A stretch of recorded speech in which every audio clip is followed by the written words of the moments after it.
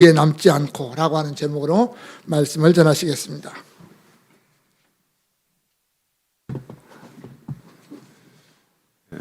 저는 젊어서부터 늘 하나님의 뜻이 무엇인가를 알고 싶어 했고, 하나님의 뜻을 알게 해주십시오라는 기도를 참 많이 한 것 같아요. 목사 되기 이전부터 늘 그런 것이 궁금했어요.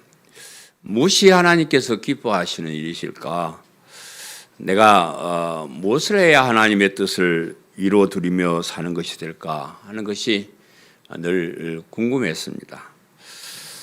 하나님께서 나타나셔가지고요, 저한테 야 양모야, 내 뜻이 이거니까 너 이렇게 해라, 그렇게 말씀을 좀 해주시면 참 인생이 참 쉬울 것 같아요. 그죠? 하나님이 오셔가지고 너 이거 해라는데 안 할 사람 누가 있어요? 그렇게 시키시면 참 좋을 것 같은데, 제가 일생을 살아보니까 그런 일은 없는 것 같아요. 괜히 기도했었지 마시오, 직접 나타나서 뭐 너 이거 해라 저거 해라, 그런 말씀은 잘 안 하십니다. 제가 심지어 이 목사가 되는 아주 중요한 이런 일도 저보고 너 목사 돼 맞았어가 이러면 그냥 하고 따라왔을 텐데, 그런 말씀을 안 하시니까 하라는 건지 말하는 건지 미적 하다가 좋은 세월 다 보내고 그랬습니다. 우리가 이 세상을 살아가는 데 있어서 아주 중요한 일들은 성경에 기록을 해가지고 우리에게 주셨어요. 아주 우리가 살아가는 데 꼭 필요한 것, 우리 모두에게 주어지는 그런 일들은 성경에다 이렇게 기록을 해서 우리에게 이제 알려 주셨고, 그래서 우리는 늘 이제 성경 말씀을 읽으면서 우리의 삶에 하나님 뜻을 찾아 나가는 겁니다. 성경 말씀도 그냥 말씀만 기록된 게 아니잖아요. 여러분 성경 보시면 우리 인간의 역사를 가지고 기록했어요. 다윗이, 솔로몬이 이 살아가는 삶을 가지고 그 속에서 하나님의 뜻을 이렇게 나타내 보여주셨습니다. 지금 우리가 살아가는 이 세상도 우리 주변에 일어나는 일들을 통해서도 성경에 기록되지 않는 개인적인 뜻을 우리가 알 수가 있습니다.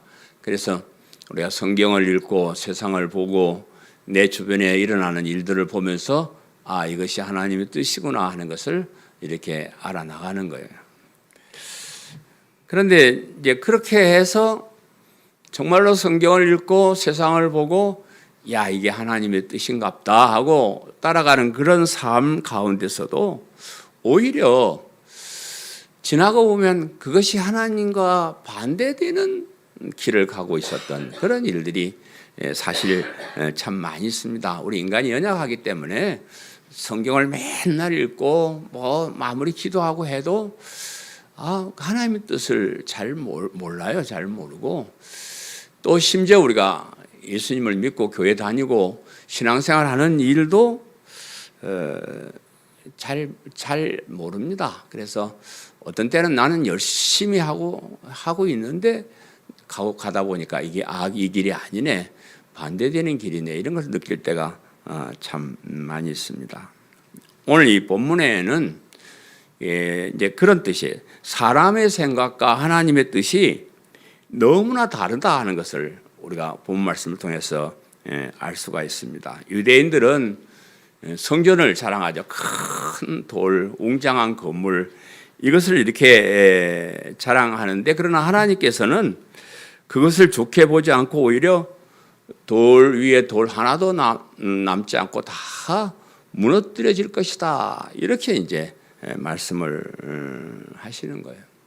우리가 세상 살아가면서도 참 우리 깐에는 참 귀한 거다, 이거 참 좋은 거다, 그렇게 붙잡고 이렇게 살아가는데, 그런데 하나님 앞에 서보면 그냥 아무것도 아닌 헛된 거, 무너져 버릴 거, 이런 것들이 참 많이 있습니다.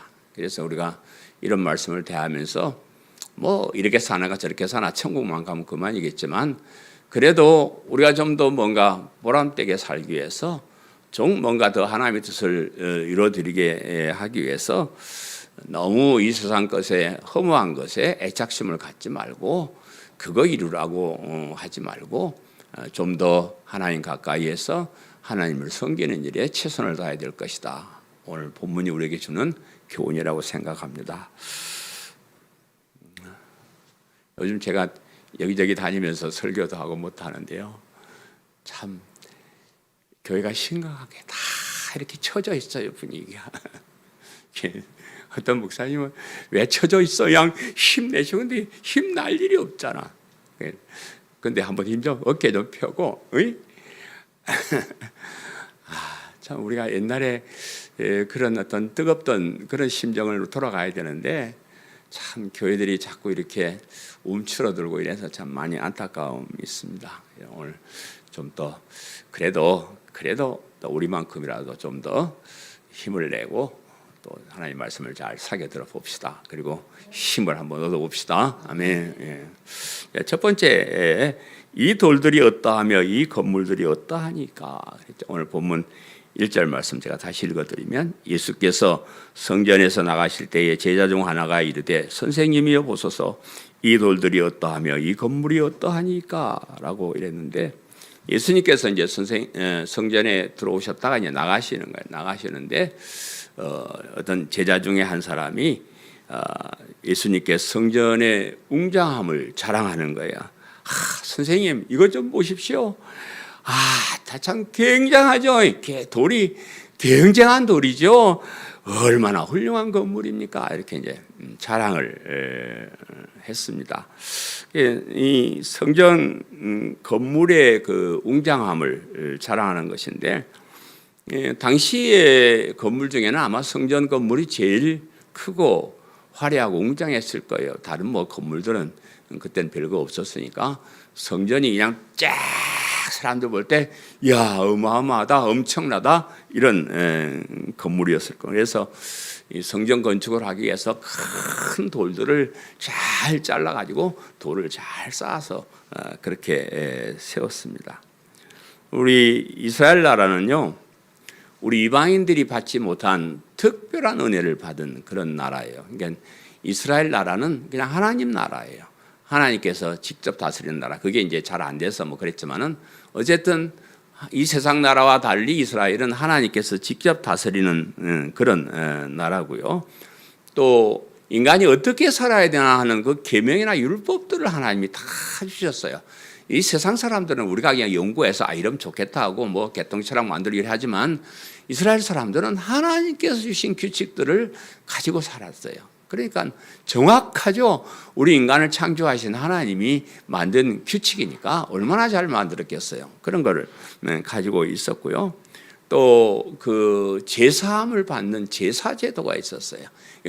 우리 모든 인간은 엄청난 제약을 가지고 사는데 이스라엘 백성만 하나님 앞에 제사함을 받고 나갈 수 있는 그 제사 제도라는 게 거기 있었습니다. 그리고 그런 것들을 다 넣어두고 하는 성전이라는 게 있었다. 그래서 이 많은 은혜들 가운데 이스라엘 백성들이 정말로 자랑하는 것은 성전이었습니다. 하나님이 직접 와서 기도도 들어주시고 또 뭐 제사도 드릴 수 있고 또 그 십계명 또 거기 들어 있고 또 뭐 제사장 선지자를 통해서 하나님 뜻을 알 수 있는 너무나 좋은 장소가 성전이었기 때문에 뭐 굉장히 우리는 성전이 있어. 우리는 성전. 야, 너 성전 가봤어? 대단해, 엄청나. 우린 이거 특별한 거야. 이렇게 자부심을 가지고 살았습니다. 그래서 그냥 성전을 지을 때도 가장 좋은 곳으로 그 막 큰 돌 안에는 그냥 온갖 금은 이런 것들로 막 장식을 해가지고요. 너무 엄청난 그런 곳이었습니다. 그런데 하나님께서는 사실 그런 외형적인 화려함을 원하시는 것이 아니었습니다. 하나님께서는 원래 성전을 그렇게 지으라고 말씀하시지 않아요. 그냥 인간들이 짓겠다고 하니까 허락은 해주셨지만은 그 성전을 통해서 하나님을 섬기는 것보다 자기들을 자랑하고 자기 이권을 챙기고 뭐 정치적으로 이용하고 그런 거 하나님 이미 다 아셨기 때문에 저놈들이 성전 지어 놓으면 또 그거 가지고 장난치는 놈들이 많을 텐데 해서 성전 짓는 거 별로 안 좋아했어요. 처음에 이제 하나님께서 짓게 하신 건 성전이 아니고 성막이에요. 천막으로 된 그런 성막을 하나님께서 허락을 하셨는데, 물론 이제 모세 시대 때 이스라엘 백성들이 광야에서 이제 가나안 땅으로 들어오면서 자꾸 옮겨야 되니까 성전은 지을 수 없고 이제 천막으로 이렇게 성전을 지었는데, 이 성막의 핵심은요 하나님의 임재하심이에요. 성막을 지어 놓으면 하나님의 임재를 상징하는 구름이 쫙 이렇게 깔려 있는 하나님이 이제 오셨구나. 우리 사람이 하나님을 못 보잖아요. 그러니까 성전 위에 성막 위에 구름이 쫙 이렇게 내려앉으면 하나님이 오셨구나. 그래. 또 그리고 이 구름이 하늘로 좀 올라가면 움직이자라고 이제 또 행진을 하는 거예요. 행진하고 또 내려오면 머물면 스톱, 우리도 멈추자. 이렇게 성막은 하나님의 임재의 상징, 하나님께서 명령하시는 그 명령을 받는 곳, 그런 것을 보여주는 그런 곳이에요. 이 이제 성막이 성전으로 건축되는 것은 이스라엘 백성들이 가나안 땅에 정착하고 제가 대강 설명하는 거니까요. 한 500년 정도가 지난 다음이었어요.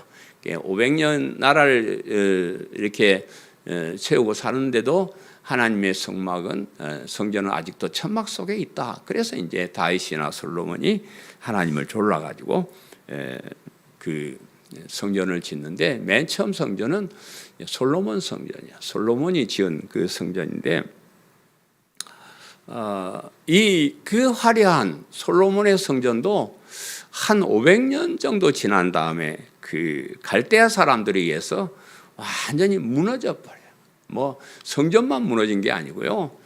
당시 그 이방 사람들과 전쟁에서 그 이스라엘 백성이 나라가 완전히 망해가지고요. 100만여 명이 거의 다 죽임을 당해요. 성전도 무너져 버리고 그 속에 살던 유대인들도 다 죽임을 당하고 남은 소수의 사람들이 바벨론의 포로로 잡혀가는 그런 비참한 신세가 되어 버렸습니다.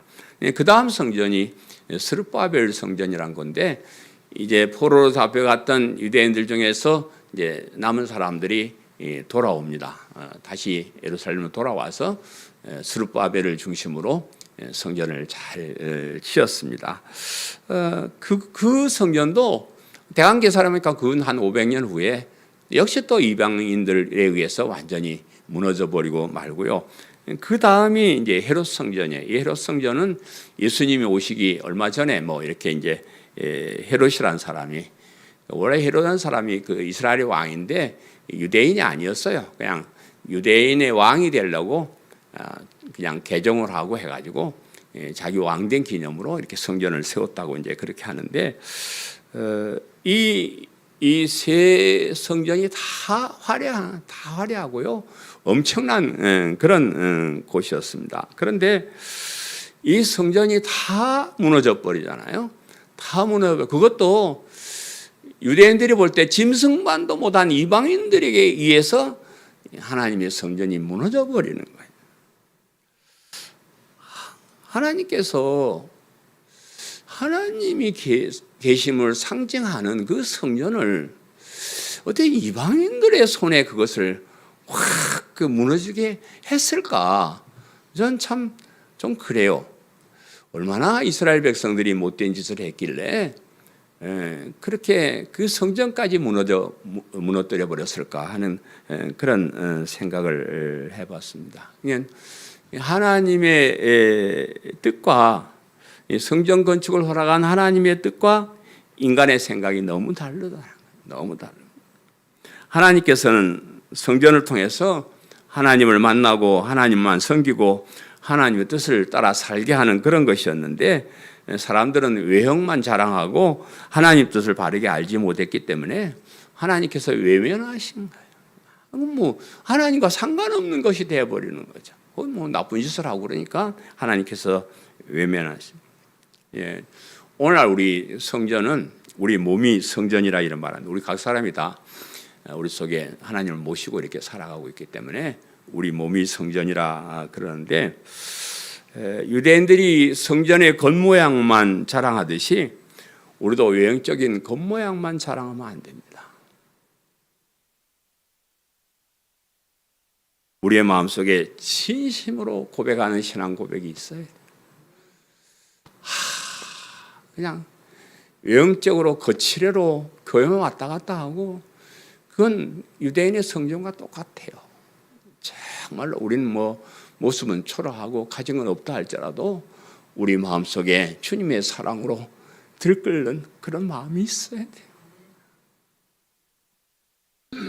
정말로 그분이 날 대신 죽어주셨고 나에게 영원한 생명을 주셨다는 그 감사, 그 감격이 우리 속에 있어야 돼요.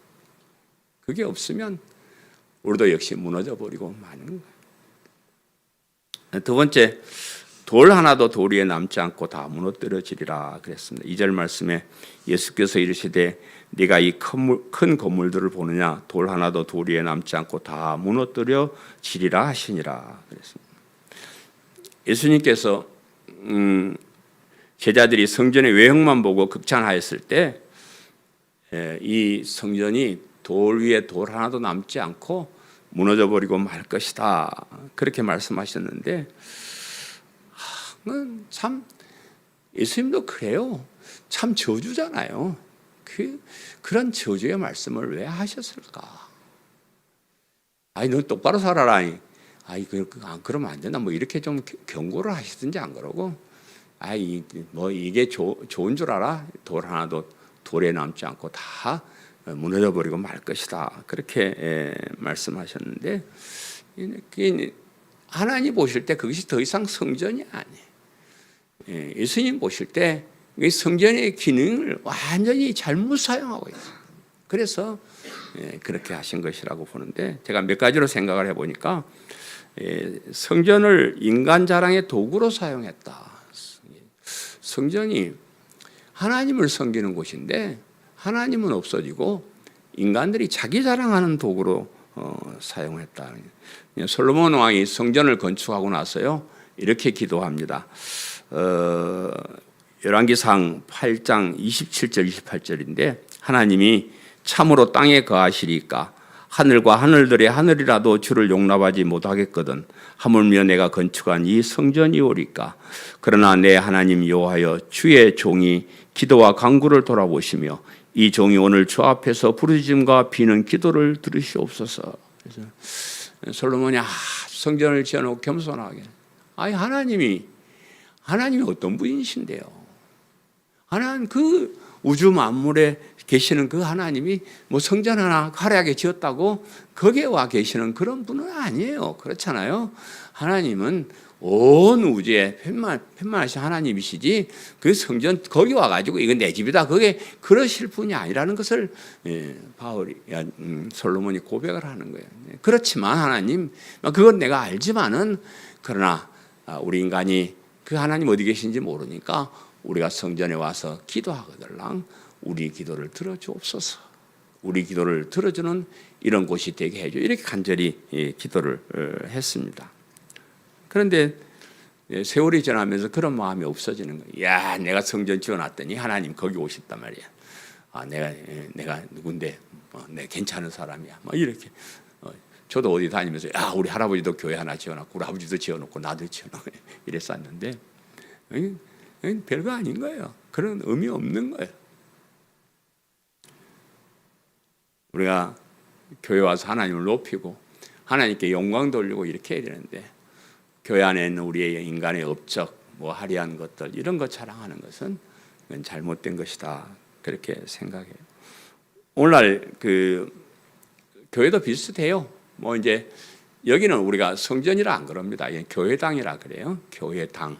교회는 예수님 믿는 사람들이 모인 단체고 교회당은 그냥 그런 사람들이 모여 있는 집, 교회당이라는 거 예배당이라 예배를 드리는 장소 이렇게 이제 사용을 하는데 그러나 뭐 하나님을 높이고 하나님께 영광 돌리고 하는 그런 것은 같으니까 막 그냥 성전이란 말로 쓰기도 하고 그러는데 근데 그곳에 있어야 될, 반드시 오늘날 교회 안에 있어야 될, 반드시 있어야 될 것은 예수 그리스도의 십자가의 복음.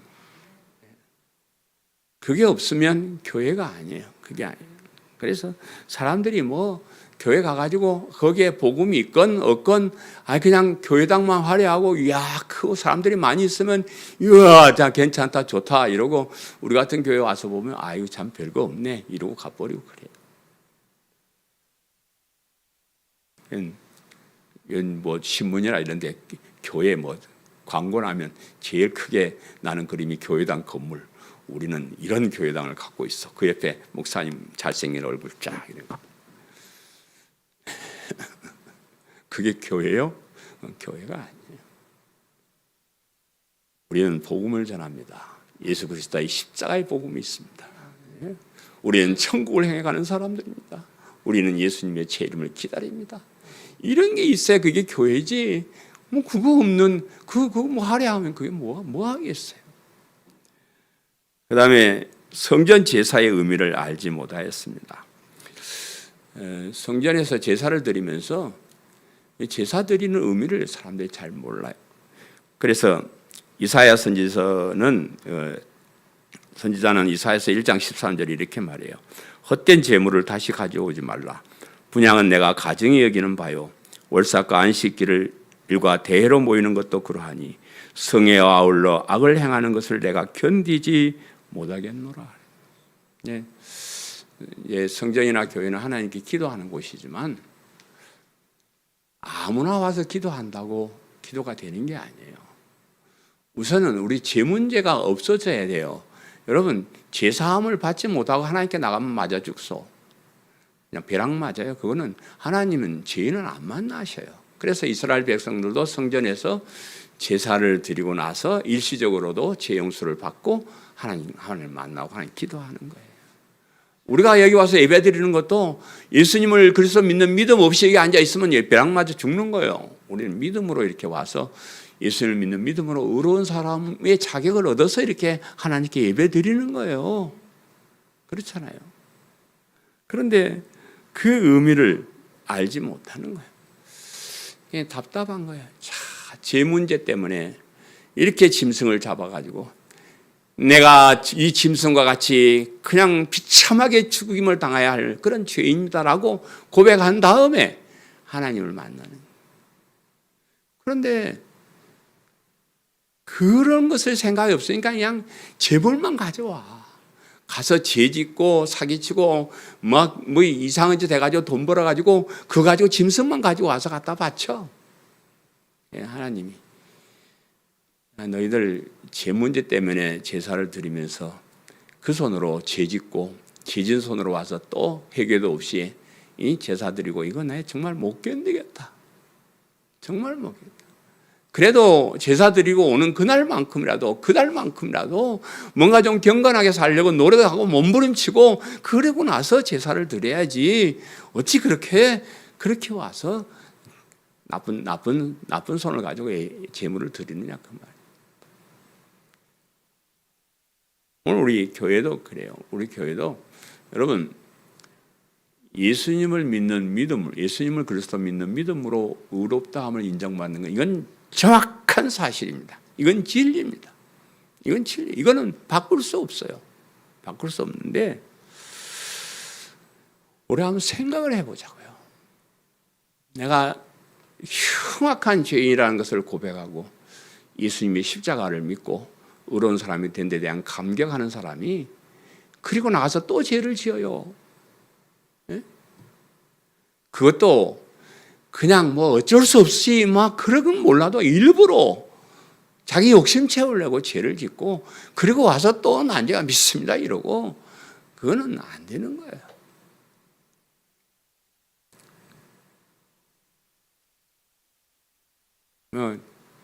요즘 교회가 자꾸 윤리 교육을 하고 하는 그런 것이 그런 뜻이에요. 하도 교회 다니는 사람들이 교회 안 다니는 사람보다 더 악하게 사니까 그래 교회 다니면 뭐 하겠냐 이렇게 얘기를 하는 거예요. 정말로 예수님을 그리스도 믿는 사람은 그렇게 살지 않아요. 제 문제에 대해서 두렵게 생각하고 바르게 살려고 몸부림을 치고 그렇게 하는 겁니다.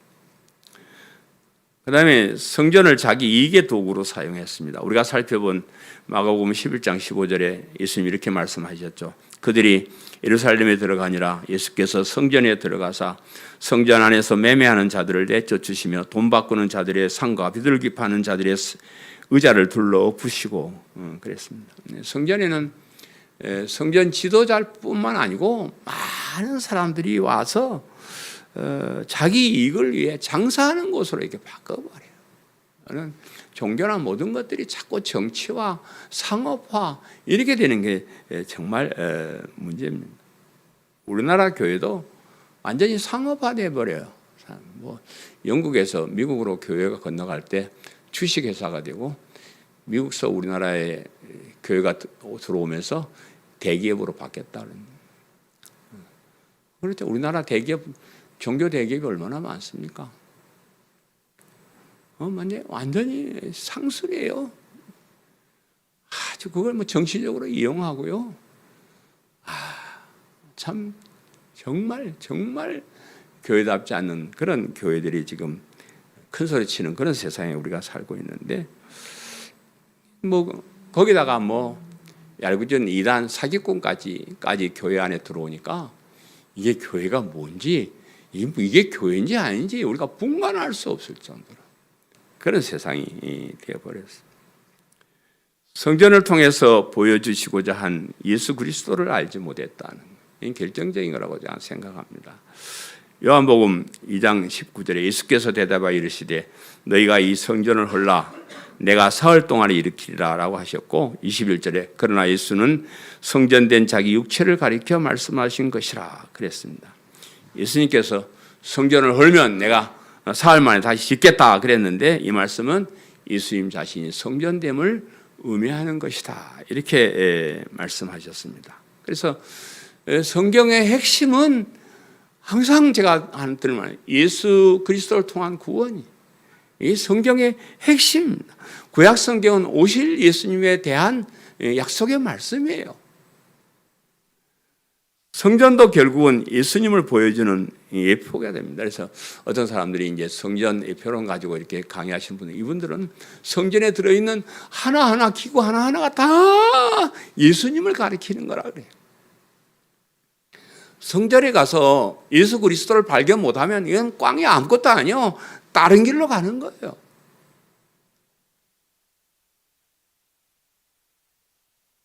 유대인들은 그걸 모르는 겁니다. 율법에 있는 예수 그리스도, 성전 속에 있는 예수 그리스도, 제사에 나타난 예수 그리스도, 그걸 모르는 거예요.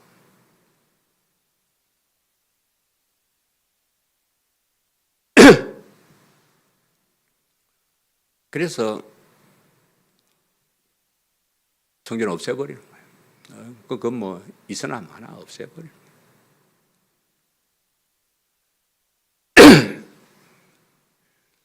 모르기만 하면 다행이 아니고 오히려 예수님을 배척하잖아요. 예수님을 십자가에 죽이는 역할을, 반대되는, 하나님 뜻과 반대되는 역할을 그들이 했던 것이다. 그래서 성전이나 뭐 유대교나 율법이나 뭐 제사제도나 이런 거 하나님 다 없애버리고 새롭게 시작합니다. 오늘날 많은 사람들이 교회 다닌다고 하면서도 성경을 통해, 교회를 통해 알려주시고자 하는 예수 그리스도의 십자가의 복음을 알지 못하고 교회만 다녀요. 십자가의 복음을 믿는 믿음이 얼마나 위대한 것인지 알지 못하고 믿지 못하고, 그러니까 이제 교회가 오기 싫어지는 겁니다. 많은 사람들이 이제 교회를 외면하기 시작해요. 우리 교회만 이렇게 자꾸 줄어드는 게 아니고 다른 교회들도 뭐 자꾸 사람들이 교회를 떠나고 줄어들고 그렇습니다. 사람들이 교회를 외면하기 시작해요. 근데 사실은 사람들이 하나님을 외면하는 게 아니고요, 하나님께 외면당한 거예요. 참 어떻게 생각하면요, 참 무서운 겁니다.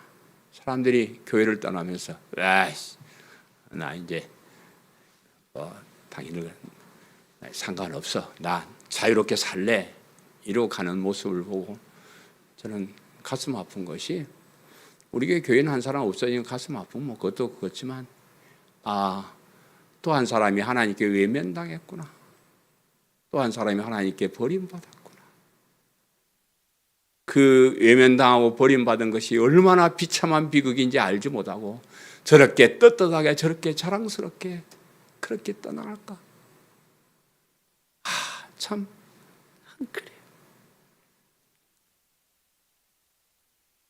앞으로 우리나라 교회가 얼마나 몇 년이나 더 유지될지 잘 모릅니다. 하나님이 이미 교회를 외면하기 시작하셨습니다. 왜? 그 안에 예수 그리스도의 십자가의 복음이 없으니까. 예수 그리스도의 십자가의 복음이 없는 교회 1000개, 10,000개, 거기 수천 명, 수만 명 모여도 아무 상관없습니다. 하나님과 아무 상관이 없어요. 그래서 예수님께서 예언하신 대로 한 3, 40년 후에 그 헤롯 성전도 로마군에 의해서 완전히 파괴돼 버리고요. 그것만 파괴된 것이 아니고 이스라엘 나라가 아예 없어져 버려서 2000년 동안 나라 없이 유랑하는 그런 나라가 되고 말았습니다. 저는 이런 세상에 살면서요, 아직까지 예수님을 믿고 복음을 알고 사는 여러분 너무 행복하십니다. 너무 행복. 우리 중에 그 다음은 어떤 사람이 또 외면당할지 모르겠지만, 여기 있는 우리만큼이라도 하나님께 외면당하지 말고 이 귀한 것 버리지 말고 정말로 믿음으로 끝까지 승리하시기를 간절히 바랍니다. 제가 시간이 좀 갔지만은 우리 양정근 목사님 순교 기념사업회 활동 보고를 간단히 하고 마치겠습니다. 우리 교회가 양정근 목사님 순교 기념사업회 제일 많이 후원하는 단체입니다. 지금까지 또 기도해주고 있고, 그래서 저와 여러분 함께 간다고 생각하기 때문에 제가 보고를 드렸는데, 제가 여러분 아시는 대로 지지난주에 제가 모처럼 고향에 다녀왔는데, 우리 할아버지 고향, 제 고향이 여수로, 순천으로, 광양으로 다녀왔습니다. 7일 낮 예배는 애양원 교회 앞에 있는 그 성암교회라는 곳에도 드렸는데요. 애양원 교회가 몇 개로 이렇게 갈라져요, 뿌리가.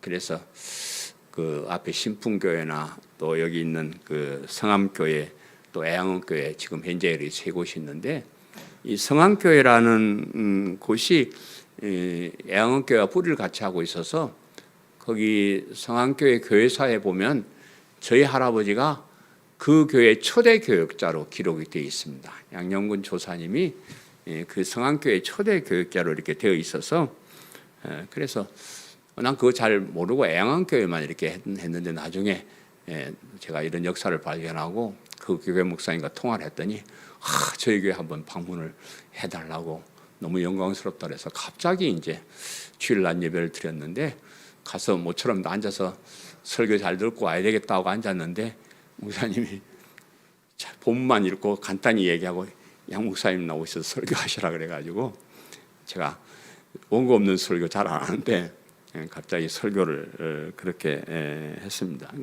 과거에 거기 수천 명이 모였던 교회래요. 그 교회가 수천 명이 모였던 교회인데, 지금 뭐 한 100여 명 이렇게 이제 남아 있는 그런 교회고, 오후에는 그 최경필 작가라는 작가가 그 전남 동부 지역의 교회사를 책으로 썼어요. 그 제목이 완전한 순교입니다. 참 그 역사를 쓰면서 책 제목이 완전한 순교는 뭔가 이렇게 했는데, 이분이 책을 써가지고 원고를 제게 보내주면서 추천서를 하나 써달라고 부탁을 했는데, 대강 읽어보니까 완전히 우리하고 좀 다른 세상이더라고요. 이 여수 순천은 여러분 잘 아는 여순 반란 사건이 안 하죠. 요즘 여순 뭐 무슨 사건 뭐 이렇게 해가지고 그런 것도 일어난 거고, 굉장히 그 좀 우리 보수와 좀 안 맞는 그런 사상들이 있어서 제가 대강 책을 읽고 바쁘다는 핑계 대고 저 같은 것이 무슨 추천사를 씁니까 하고 제가 거절했습니다. 나중에 욕 먹을까 봐. 근데 그러면 추천사는 놔두고 출판 감사 예배에 오셔서 책 서평을 좀 해달라고 그러시더라고요. 그래서 내가 얼른 책을 하나 사가지고 읽었어요. 읽었더니 저희 할아버지가 주인공이더라고요. 완전한 순교라는 말이 양용근 목사님만이 완전한 순교다 그런 말이더라고요. 그럼 죄송하지만 손양원 목사나 6.25 때 순교하신 이런 분들은 어떤 의미에서 완전한 순교자는 아니다. 이분이 그렇게 보는 거예요. 그렇게 보고 정말로 감옥에서 시사참배 반대 자기 신앙을 지키기 위해서 끝까지 투쟁하다가 거기에서 돌아가신 그런 완전한 순교자 그런 이제 분이라 그렇게 하고 할아버지 이름 앞에다가 호남 최초의 순교자란 이름을 붙였더라. 이분이 역사를 연구해가지고 전라남북도에서 최초로 순교하신 분이 양용근 목사님이셨다. 이렇게 이제 발표를 했는데 가보니까 우리 동네하고 참 다릅니다. 예배를 드리는데 막 사물놀이가 와서 하고 아리랑을 부르고 뭐 지금 구판이 나고 성경은 읽어놓고 설교를 안 하고 막 자기들끼리 그래. 아따야 큰일 났어. 내가 잘못 왔는갑소. 나 저 재건교회 출신의 고신 목사인데 여기 와 보니까 딴 세상이네. 어쩔까요? 보수 꼴통이 왔으니까 그래도 이해하고 들으시오 그래가지고 할 말은 다 하고 왔습니다. 어쨌든 참 그런 보람된 그런 일이었고요. 이제 행사하는 중에 그 작가가 좀 유명한가 봐요. 그래서 국회의원도 오시고 광양 시청에 있는 문화예술가 팀장도 와서 저기 브리핑을 하고 제가 거기 가니까 딴 사람이 돼 있더라고요. 여기는 참 남들이 알아주지도 않는 그런 사람인데 그 동네 가니까 완전히 제가 뭐 된 것처럼 사람들이 나한테 전부 막 앞에 딱 서고 내비 속에도 날 제일 먼저 하고 아주 그냥 말씀도 맨 끝에 이렇게 하게 결론 내게 만들어 놓고 그러더라고요. 그래서 그분들이 기념사업회 좀 하겠다고 지금 열심히 하고 있습니다. 그래서 뭐가 될 건 같은데 잘 모르겠습니다. 그러고 나서 이제 그 다음 날 순천에 있는 그 전남 CBS 기독교 방송국 라디오 방송국에 갑자기 제가 내려온다는 소식을 듣고 스케줄을 잡았어요. 나중에 천천히 하자 그랬더니 오신 김에 하고 올라가야죠. 그래서 급하게 스케줄을 잡아가지고 오후에 대담 내가 다 보내드렸는데 들어봤어. 좀 들어보시오. 사람들이 다 잘했다고 그랬었다면 우리 교회들은 아무도 그런 말 안 들어갔죠. 오늘 가서 심심하게 딱 텔레비 보지 말고 그거 좀 들어봐. 설거지 하면서 하면서 들어보니까 아따 그 사람 목소리도 좋고 하여튼 말도 어떻게 잘하는지 참 잘했습니다. 우리 할아버지 책 읽어보려면 힘드니까 그거 25분짜리 2번 들으면 다 알아. 다 있어요. 거기서 방송을 잘 하고 왔습니다. 제가 설교를 하면서 서평을 하면서 방송을 하면서 가장 반복해서 설명한 것이 예수 그리스도의 십자가의 복음. 정말 다른 사람들은요 순교자의 후손, 순교자의 삶 그러면 그분이 어떤 삶을 살았는가, 뭐 좋은 일 했는가 이걸 자꾸 물어보고 그래요. 그래서 손양원 목사님 얘기가 자꾸 나와서 그런데 손양원 목사님 하면 뭐 먼저 생각나세요? 그가 십자가의 복음을 믿었다 이런 얘기는 한마디 나옵니까? 안 나와? 없어요. 없고 자기 아들을 죽인 원수를 양아들 삼았다. 사랑의 원자탄이다. 이제 그런 얘기. 또 나은 자들의 피고름을 입으로 빨았다. 얼마나 훌륭하냐. 근데요, 그거 별거 아니요. 그거 빨으면 뭐하겠어. 그걸 왜 빨아? 의사들한테 불러가지고 소독시키고 그러지. 그걸 뭘 빨고. 아니, 그 양아들 삼은 그 사람은요, 평생을 고통스럽게 살았대요. 이게 손양원 목사님 양아들 된 사람이 행복한 거 아니에요. 낙인이 찍혀 사는 게 저놈은 손양원 목사 아들을 죽인 놈 이렇게 오히려 낙인이 찍혀서 비참하게 살아요. 그런 것들을 우리가 모르고 자꾸 어때 그 사람이 뭘 했나 훌륭하다를 자꾸 하다니. 심지어 손양 목사님이 입은 옷이 진짜니 가짜니 가지고 싸우고 있더라고요. 그분이 입던 옷이 진짜 입었은 옷이 뭐하고 가짜면 뭐하겠어. 그런데 그런 걸 가지고 저는 저희 할아버지지만 그 마음속에 있는 그 믿음, 그것이 무엇이었을까? 그것이 무엇이었을까? 뭐 때문에 그 38살의 그 나이에 그냥 말 한마디만 하면 살아서 잘 살 수 있는데 무엇 때문에 그렇게 끝까지 고집을 하고 순교를 했을까? 제가 복음을 연구하고 한 것이 내가 그 얘기입니다. 우리 할아버지의 가슴 속에 있는 그 믿음, 예수 그리스도의 십자가의 복음, 그것을 제가 평생 연구하고 전해서 그걸 전하는 교회가 돼. 예나 지금이나 진리 따라가는 사람 길은 외로워요. 난 우리 할아버지 시대를 한번 생각해 봤어요. 다른 사람들이 다 신사참배 한 60% 정도는 신사참배 해도 괜찮다고 다 고개 숙였고요. 96%는 동방요배 하는 거는 96%가 다 오케이 찬성했어요. 국민의례니까. 그런데 우리 할아버지만 감옥에서 그렇게 동방요배까지 거부한 거예요. 사람들이 비웃었어요. 아이고 그냥 고개 좀 까딱하고 그러고 말지 뭘 잘났다고 고개 빠딱 세우고 얻어맞고 그래. 미련하게. 외로운 길. 제가 이렇게 복음을 전하고 가는 이 길이 우연이 아니라는 것을 요즘 자꾸 느껴요.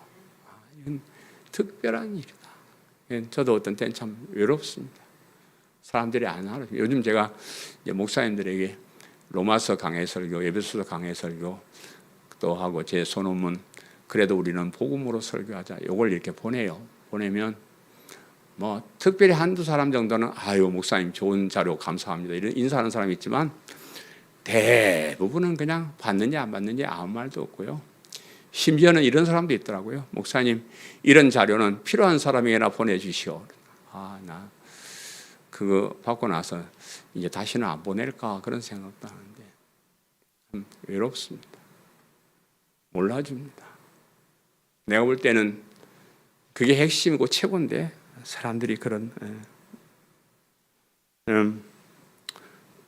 제가 이제 목회를 다 하고 나서 이렇게 살펴보면 우리 할아버지의 발자취를 이렇게 다 하나하나 닮아가고 있더라고요. 전에는 잘 모르고 내가 했는데 지금 제가 하는 그런 일들이 우리 할아버지를 통해서 하시던 일, 그 못다한 일들을 제가 하고 있는 것을 이렇게 발견했는데 그래서 우리가 살아가는 제 삶에 살아가는 모든 여정들이 다 하나님께서 계획해 놓으신 그런 만남. 그래서 이번에 제가 내려가면서 오면서 뭐 열 몇 시간을 이렇게 혼자 운전을 하면서 제 입속에 불러지는 노래가 있는데 하나 되게 하소서라는 노래인데 하나님께서는 우리의 만남을 계획해 놓으셨네. 제가 100년 전에, 근 100여 년 전에 우리 할아버지가 초대 교육자로 심호하던 그 교회에 100년 후에 제가 가서 그 사람을 만났습니다. 우리 할아버지가 거기 가서 만났던 그 만남이나 제가 100년 후에 만났던 그 만남이 다 하나님의 계획 속에 있었다. 또 이번에 가서 만난 모든 사람들이 다 우연히 만난 것이 아니고 하나님께서 하나님 뜻을 이루어가는 계획 속에서 만난 것이다. 그렇게 생각을 했습니다. 제가 광성교회 와가지고 30년 동안 근무하면서 참 많은 사람 만났습니다. 많은 사람 만났다가 또 헤어지기도 하고 또 새로운 사람 만나기도 하고 오늘 저와 여러분이 이렇게 만나고 있는데 이런 만남들이 우연이 아니라고 생각합니다. 다 하나님의 계획 속에 이루어진 것이라고 생각해요. 여러분 요즘 시대에 어디 가서 이렇게 진한 복음을 여러분이 듣겠소? 하나님 특별한 은혜, 특별한 계획 속에 저와 여러분이 만났습니다. 하나님이 우리의 만남만 계획하신 것이 아니고 우리가 만나서 해야 될 일도 계획을 해 놓으셨다, 이렇게 믿습니다. 우리가 하는 일이 비록 작고 허접한 것일지라도 거기에 예수 그리스도의 십자가의 복음을 전하는 한 이것은 엄청난 일이에요. 그래서 저와 여러분이 끝까지 손을 잡고 우리 또 연 목사님과 우리 성도들과 함께 이 기념사업을 통해서 십자가의 복음을 전하는 일에 전부 일꾼들이 됐으면 너무너무 좋겠습니다. 예수님도 12제자 데리고 일하셨어요. 사람 많은 곳에는 복음이 없어요. 그런 우리 소수의 성도들이지만 미래간 힘이지만 손을 잡고 이 복음을 전하는 일에 같이 힘을 합했으면 좋겠습니다. 아멘. 우리의 만남은 하나님의 계획 속에서, 우리가 해야 될 일도 하나님의 계획 속에서. 여러분, 그냥 우연히 왔다가 그냥 조금 있다가 세상 그냥 그만두고 이럴 수도 있어요. 그러나 그런 의미들을 하나하나 알아가면서 내가 해야 될 일이 무엇일까? 여러분, 뭐 그렇게 엄청난 거 아니에요. 저와 같이 마음을 합해주고 박수 쳐주고, 아, 목사님 힘내세요, 그러고 복음이 최고라고 그러면 그게 되는 겁니다. 그래서 그렇게 일을 해나갈 수 있기를 간절히 바랍니다. 말씀을 생각하면서 통성으로 하나님, 우리가 이렇게 만나서 복음을 듣고 복음을 나누고 복음을 믿고 살고자 하는 이런 일들이 우연이 아니고 하나님의 계획 속에서 이루어진 일이라고 믿습니다. 뿐만 아니라 우리가 이 복음을 전하며 해야 될 일도 하나님의 계획 속에서 이루어져 나감을 믿습니다. 우리에게 주어진 책임을 소홀히 하지 아니하고 최선을 다해서 맡은 바 책임을 잘 완수해서 이 복음이 땅끝까지 전파되는데 쓰임받는 저희들 되게 도와주옵소서. 말씀을 생각하면서 통성으로 기도합니다. 아멘. 하나님께서는 우리의 만남을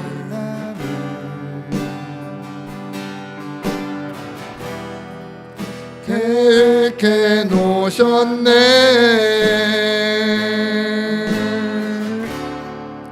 우린 하나 되어 어디든 가리라.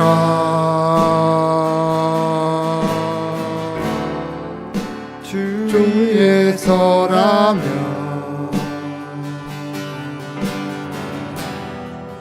무엇이든 하리라.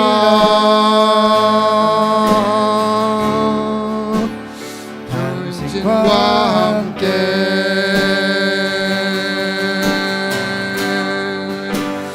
우리는 하나 되어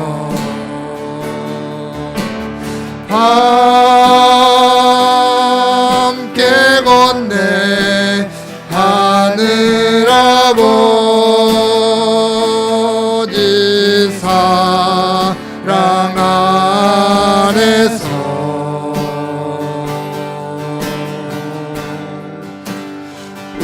우리는 기다리며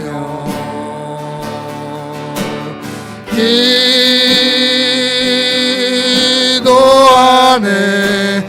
우리의 삶에 사랑 넘치도록.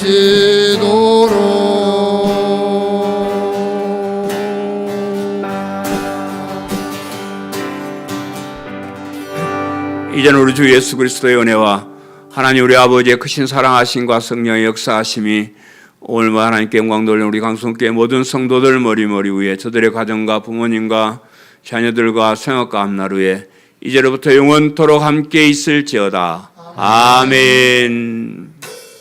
일어나라 빛을 발하라. 한 백성이 자유함을 얻어 기뻐하는